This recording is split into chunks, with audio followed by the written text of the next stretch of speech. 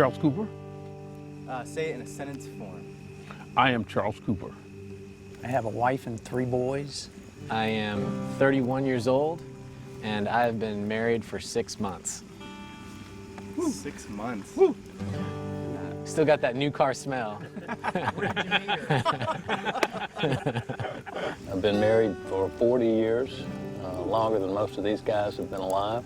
I've got some great memories, and the moment of my son being born is an amazing moment, but all of those things, it goes back to meeting my wife. And I mean, from the day that I met her, I mean, I knew that I knew that I had found the one. They always say that you just know, and I knew, and there's a witness here for that. Without a doubt, the happiest moment in my life was to witness the birth of my daughter. I felt like I was God for a few moments because I had created life, and that life reflected me. I saw myself, in a sense, in drag for the first time as I looked at my own daughter, because her face was exactly mine. And it was probably the most powerful moment that I'll ever have. I like the movie City Slickers, and when Curly was talking to one of the guys on City Slickers, he said, you know, there's really only one thing in life that you have to know about. And Billy Crystal was saying, well, what is that? And he said, well, that's what you got to figure out. And I figured out that one thing, and it's really all about a relationship. And my relationship to God is paramount over everything else in life, and over my family, over my work. Spiritual life is cooking around like a medium hot. Biggest struggle is juggling life as a man, as a Christian man, as a young businessman. I've struggled with true surrender to God's will. And to me, that's been more of a buzzword than it's been a real truth.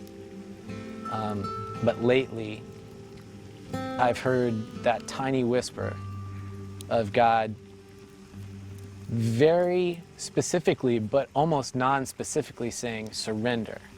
Well, my spiritual life these days is it's growing. You know, I thought by the time I was my age that I'd have it all squared away, I'd have it all figured out. But I don't know that I'll ever have it totally squared away until I see the Lord face to face. I was raised by a very autocratic disciplinarian father who administered discipline by today's standards might be child abuse. And his love was very conditional. It was very conditional on my actions. In fact, he never told me he loved me until he was a very old man. And that has carried over to my relationship with God, because I'd never have understood how God could love me doing some of the things that I've done in my life. For a long time, I've kind of had this one foot in, one foot out battle as far as Christianity goes, and living a life rooted in God's will.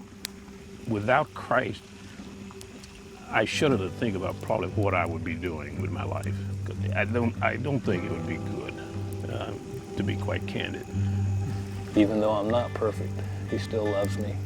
And now I serve him out of a grateful heart. And I think those that have been forgiven much love much. And that's where I am with my spiritual walk.